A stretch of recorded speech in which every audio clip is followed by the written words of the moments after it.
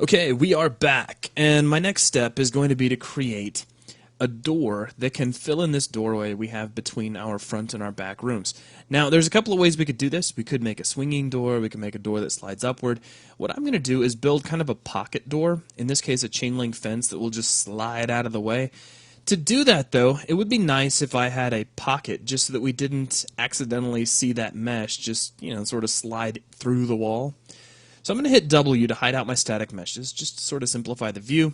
Then I'm going to jump over to brush wireframe mode, and I need to jump out of game mode so that we can kind of see what's going on here. So let's go ahead and switch that off. Also, I'm going to tap W one more time and verify that I am indeed in brush wireframe mode, and that gets rid of all that other stuff. Now if we take a look, what I've got here is our subtractive brush, which is currently carving out the doorway. I'm going to add a couple of edges to this. Basically, I want to add a pocket on the right-hand side that our door could slide into, and then a little groove over here on the right that could be used to kind of seat the gate as it closes. So let's start off by jumping into geometry mode with this brush selected. And this is a really quick process, but before we begin, make sure that down in the lower right-hand corner of your interface in the console bar that your drag grid settings are pulled to 4. That will make this a lot easier. Now, I'm going to grab one of these corner edges here along the side of our brush, and I'm just going to hit the split button. Now you see that adds an extra edge. We need to get this positioned properly though, so I'm going to jump over to my viewport options and set my viewport type to top for just a moment. Now I'm going to click on this vertex, hold down Control and grab this vertex, and currently these are nicely snapped to the grid. What I'm going to do is move these 8 units to the left. That's 2 grid spaces because we're using a grid setting of 4. And that'll work there. Now let's switch back over to a perspective view. And I'm going to grab this edge yet again, and we'll split it a second time. Now let's jump back over to a top view. Now I'll grab this vertex here at the top, hold down Control and grab the vertex here at the bottom. And these vertices I'm going to move to the right, just 4 units. And if we jump back over to the perspective view, you'll see that what we've done is we've created these 2 edges that wrap all the way around our door. Now we can use the extra detail we've added to create the pocket that we're going to need for our gate. So I'm going to grab this face right here in the middle of the stripe on the right-hand side. I'm going to switch over to extrude mode. So make sure over in your Geometry Tools window you click the Extrude Radio button, and then using my translation widget I'm just going to drag a pocket into the wall. Now it doesn't really matter how far back you go. In the end all you really want is for the player to see a recession. If the gate ends up kind of going through a wall that's hidden from player's view, that's fine. I wouldn't worry about that. On the opposite side though, I want a little bit of a groove that can kind of hold on to the gate, just sort of something to show that the gate's supposed to close and sort of lock into it.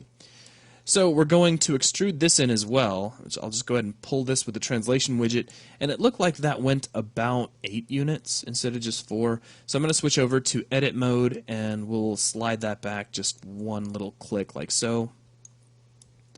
And that's all I want to do there. But if we switch over to the top viewport, we could, if we're feeling just that kind of cool, we could grab the vertices here. Let me make sure that I'm moving in world mode. So I'm going to jump up to the main toolbar and set my reference coordinate system to world, and we'll slide these vertices to the left, grab these vertices and slide them to the right. So now that pocket's got kind of a beveled look to it. Now if we jump back over to a perspective view yet again, and then we get out of brush wireframe mode, actually we can get out of geometry mode too at this point. Let's switch back over to lit. We still don't see the results of this. We've got to rebuild our geometry in order to do that. So I'm going to click Build Geometry. And we get a warning about our lighting, and our lighting all disappears. So I'll just switch to unlit mode for a moment. And you'll notice that because I didn't have a material selected, we're getting that blue checker all over the inside of our pockets, which is no good.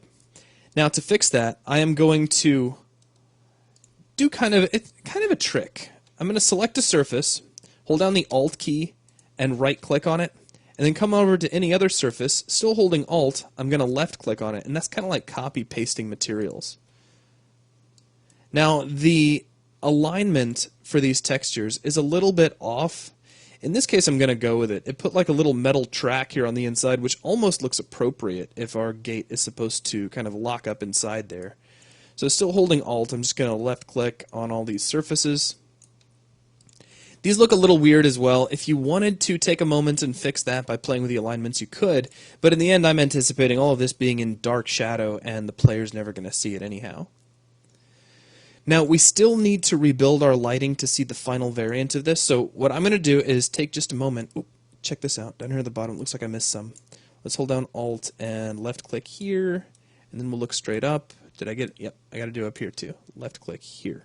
Those might not have been so noticeable, but I would have known they were there, and it would drive me crazy. So let's rebuild our lighting. You're going to notice a quick pause in the video, so I'm going to go ahead and bring back our static meshes, click the build button, and you're going to notice a little jump while the build completes.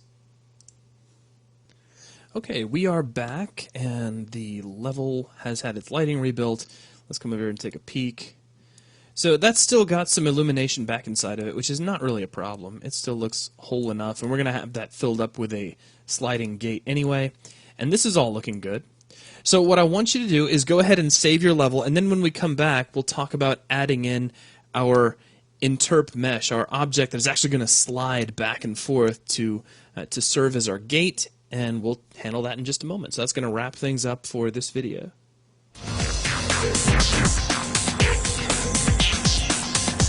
We'll be right back.